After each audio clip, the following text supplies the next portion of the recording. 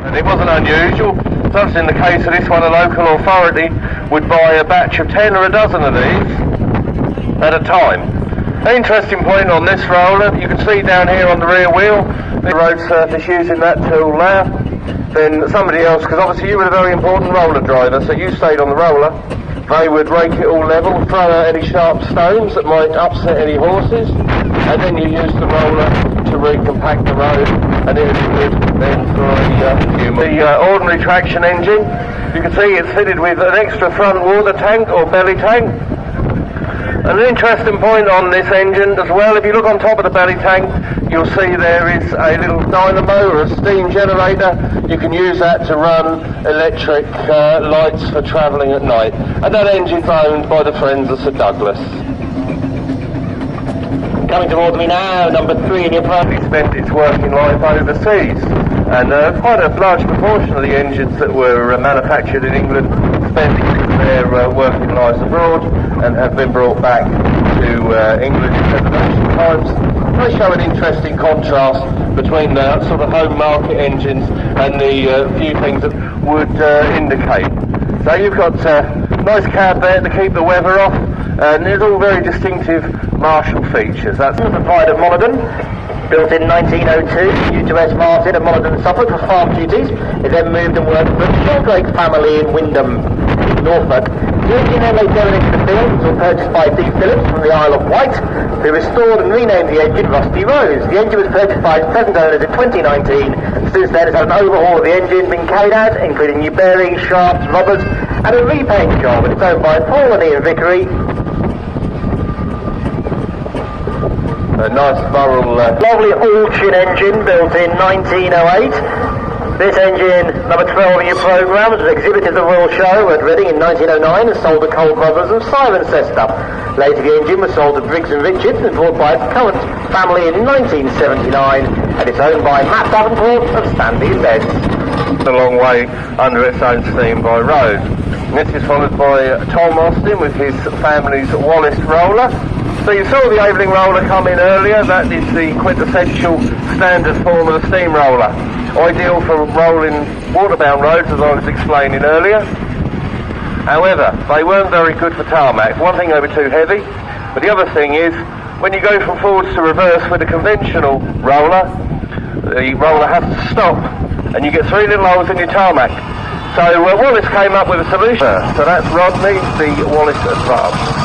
Well, a lovely little Foster tractor coming towards me now.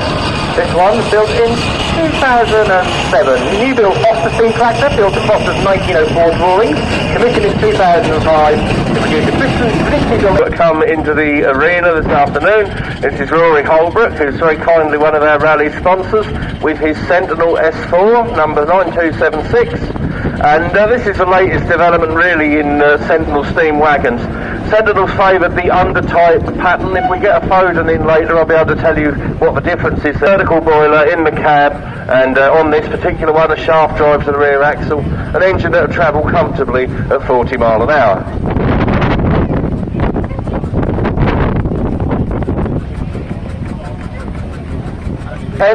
And it's had a lot of work carried out by Andrew and his friends and family. Well, number 85 coming towards me now. Another Aveling and Porter. No surprise really because of their prominence in the roller market, built in 1923. The engine is celebrating its 100th birthday. It was due to Frank Harris, brothers of Guildford in Surrey. Went into preservation in 1958. Purchased by Derek Petty of Berkhamsted, Hertfordshire, who rallied it until 1974. Bought by its present owner and extensively restored by David and Paul Harrower. There we are, very smart roller, that one. And rollers, unlike traction engines, tend to be denoted by their weight rather than their horsepower. Driven by Jack, it is a Ruston roller. Ruston's the absolute pinnacle of engineering, and the best thing to come out of Lincoln's in sliced bread. Well, the next one up, Zettelmeyer welded, 1926. This one was built, bought in Germany in pieces in 2014. It's been built up over 4 years. It's an ongoing project, and its first appearance at Weeting Rally, owned by Daniel Perry of Dunstable. To the ones that were produced in England. This is followed by an interesting engine. This is Percy, and Percy is a fowl. And of relevance to Norfolk and Burrells, of course, the fowl family. Well, coming towards us now, another rollers, this time a Fowler roller. Number 86 in your programmes, built in 1924. It's called the Highlander. In recent times he sold it to Neil, who continues to have a lot of fun with it. So there's two distinct types of Clayton traction engine. There's the earlier ones were, you might say, a lot shorter, and the ones of this era are a real imposing, cool engine. So, an interesting roller, that one, in that it was actually built for the overseas market, and because steamrollers attracted an import tax, it was actually sent out as a tractor. It's got a few tractor features, including a differential, makes it easier when cornering. A lot of steamrollers don't have one of these. He couldn't move it with a tow truck, so he took his engine and towed it home behind and behind that. And they say that it made very fine sounds as it did so. 1800 was new to the Poles estate near Ware in Hertfordshire, later worked in the Fairford area of Gloucestershire until 1946 for Briggs and Rickards, owned by Simon Blaker of Lewes in Sussex.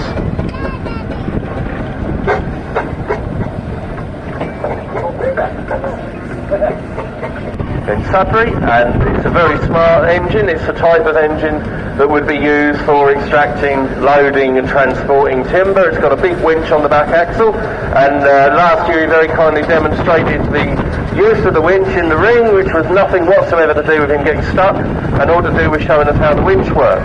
This one worked for Astle Brothers Timber Merchants of Bedford, and then spent a bit of time with the Cole family, who were amusement caterers down in the West Country.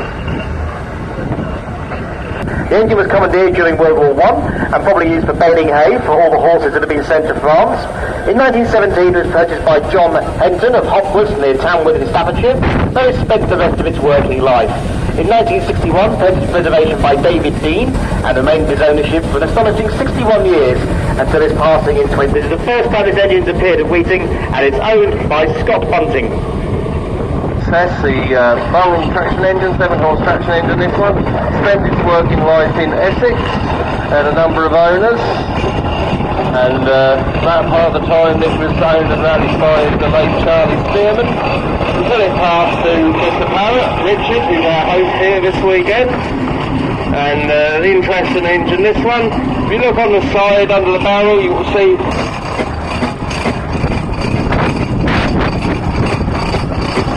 I'll do that one because I know what it is. Bear with it a bit. This is the Ruston and Hornsey, built in 1920, and the 6-horse engine family in 1977, and they've continued to use and enjoy it. With me now, number 84 on your programme is an Aveling and Porter E-type roller of 1922.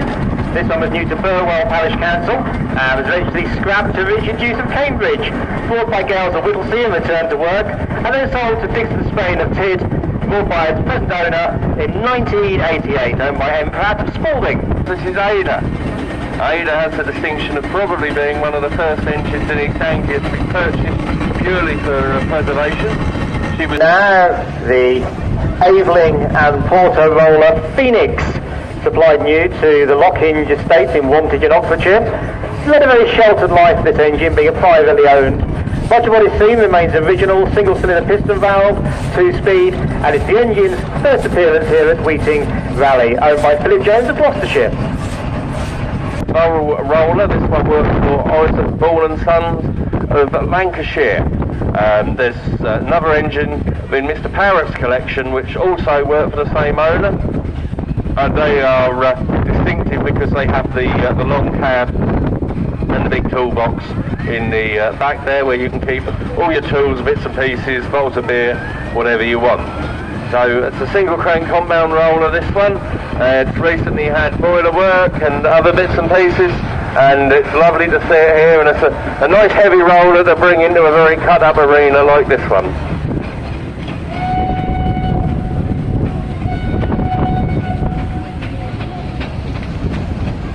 Okay, that's followed by Mr. Scott Coomer's very smart Fowler. This is an engine that was driven here under its own steam all the way from the Wisbeach area on Thursday, towing a living van. Nice set of rubber tyres on there, and sprung on the front axle, so it's quite comfortable on the road, and fitted with belly tanks for greater water capacity. And Nero was employed towing the heavy lease wagons. Been owned by Mr. Middlemiss and family now for a number of years, and recently had a beautiful restoration carried out, and he's restored it, but it still looks the same, which I always think is the what we should be aiming for. With us now, we've got the Burrell single track compound owned by the Charles Burrell Museum, being driven there by George for haulage for the first 10 years of its life, delivering between the London depots, owned by J. Hazelhurst and Spalding. 53 or 55, it was actually towed into scrap behind the Burrell Road logo, which brings a soft bit. If he comes this side, as long as he don't get too close to me, it'll probably be alright. Interestingly, it's got the unladen weight and other pertinent information painted on the gear guard, as you can see. It's also fitted with a bell, a trailer bell, so the